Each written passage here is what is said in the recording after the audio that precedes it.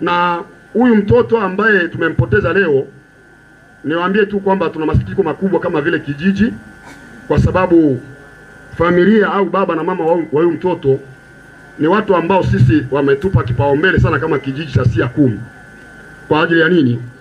Huyu baba wa marehemu ni mwanasanaa wa kijiji, na naona jinsi mnavyoangalia, mnaona jinsi walivyo hapa, na nafikiri baadaye vitu vitakuwa mtandaoni vyote hivi.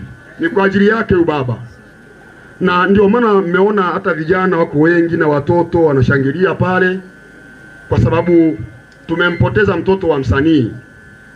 Kijiji kina masikitiko makubwa kwa sababu mtoto anakufa kabla ya miaka yake, na Biblia inasema ndani ya miaka 70 mtu afe, lakini Mungu anakuongezea miaka 20 mingine. Bwana Yesu asifiwe.